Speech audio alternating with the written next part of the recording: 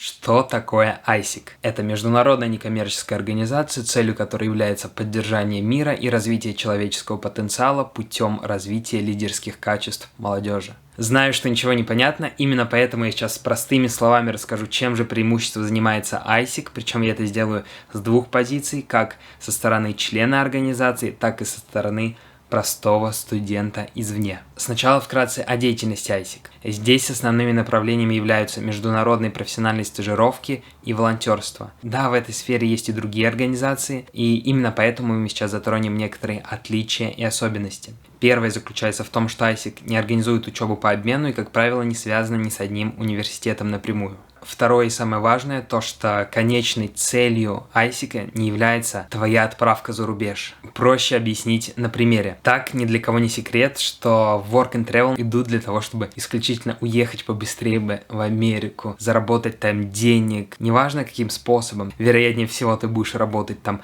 либо курьером, либо официантом, либо каким-то подсобным работником, то есть связь с реальным населением, связь с развитием языка будет минимальной, и ты никак не будешь развивать свои софт-скиллы, скажем так. Если же говорить об ISIC, то тут для тебя подбирают стажировку, исходя из твоего профессионального бэкграунда или образования. Если ты студент инженерной сферы, то ты отправишься практиковаться именно в этом направлении только за рубеж, потому что у тебя есть определенные скиллы, у тебя есть умения, которые ты можешь воплотить, тебе это будет легче. Но при этом, если тебе не нравится твое текущее обучение, и ты хочешь получить практику в другой сфере, и у тебя есть желание, стремление и бэкграунд в ней, ты учишься на юрфаке, например, как я, или закончил его, но при этом ты участвовал в каких-то курсах по программированию, успешно освоил некоторые базовые навыки и, соответственно, сможешь применить эти умения в другой стране, милости просим, как говорится. Если речь идет о волонтерстве, то здесь, как правило, не требуется каких-то дополнительных специальных навыков, и поэтому для участия в международных проектах тебе достаточно быть совершеннолетним. Как член организации отвечу тебе на вопрос, почему же люди подаются на стажировки и волонтерство в ISIC. Исходя из моей личной практики, я увидел 3 основные причины.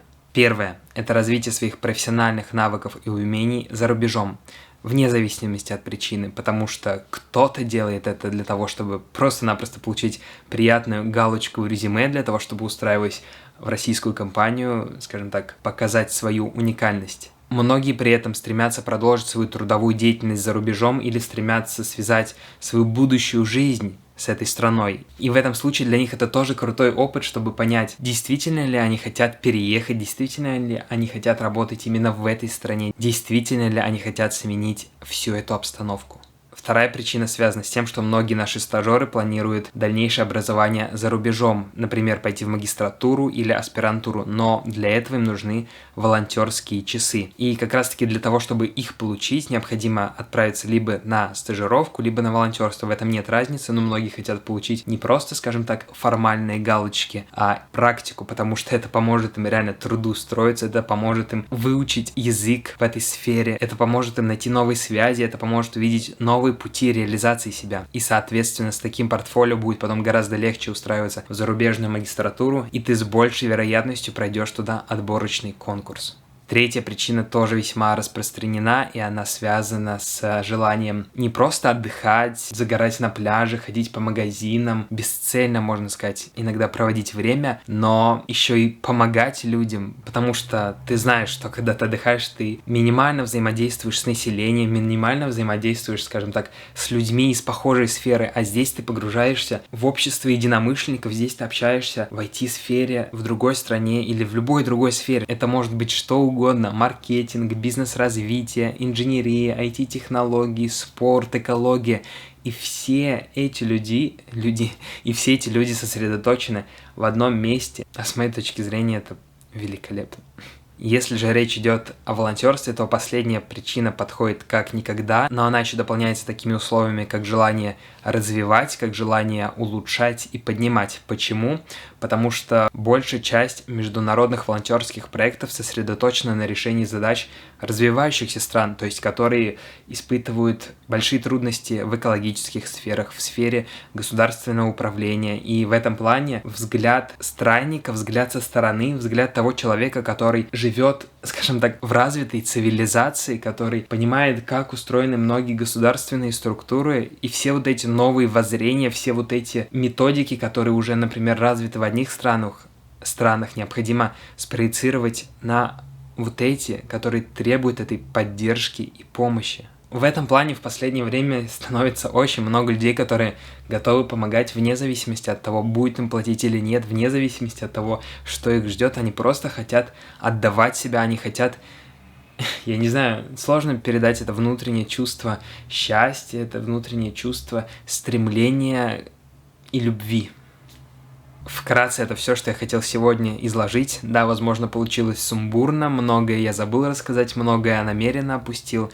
Именно поэтому, если у тебя остались какие-то вопросы, если ты хочешь узнать подробнее, как отправиться на стажировку, с какими странами мы сотрудничаем, можно ли поехать на волонтерство или стажировку сейчас во время ковида, когда многие границы и страны закрыты, эти и другие вопросы я с радостью готов помочь разрешить тебе.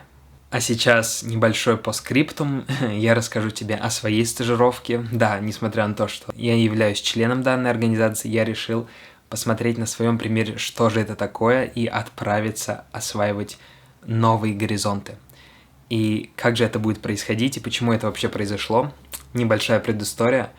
4 года назад я поступил в универ, не по своему желанию, то есть, короче говоря, тогда я совершенно не знал, чего хочу. Я не думал своей головой, поэтому просто-напросто следовал чужим указаниям, следовал моде, следовал общественным стереотипам и так далее. Года же 2 назад я понял, что совершенно не хочу продолжать образование в этой сфере. Нет, я вышку не бросил, до сих пор доучиваюсь, 4-й курс. Но я наконец-таки начал искать себя, я начал изучать те пути развития, которые действительно мне нравятся. Я стал погружаться в те сферы, которыми я горю. И буквально 2 недели назад закончил лучшие курсы фитнес-тренера в России. И хочу испытать себя именно в этом направлении. Я хочу посмотреть, как работать над улучшением физического, а также и психического здоровья детей. Я поеду работать физруком в Непал на все лето. Вот так вот. У меня нет каких-либо ожиданий, у меня нет никаких чаяний по этому поводу. Я просто-напросто хочу прожить это, я хочу это пропустить через себя и понять сфера образования, сфера фитнеса. Готов ли я уделять этому большую часть своей жизни, большую часть своего времени? Хочу ли я развиваться именно здесь? И то ли это место, где я смогу максимально воплотить все свои умения, навыки, возможности и, соответственно, помочь не только себе удовлетвориться, но и принести пользу окружению, принести пользу обществу, принести пользу этому миру. Ведь когда ты счастлив, тебе хочется делать мир счастливее, вокруг тебе хочется все это развивать, тебе хочется помогать, и поэтому я желаю тебе следовать своей мечте, я желаю тебе пытаться найти ее, пытаться понять, чего ты хочешь достичь, чего ты хочешь от этой жизни. Всего тебе хорошего и до новых встреч. С любовью, Кирилл.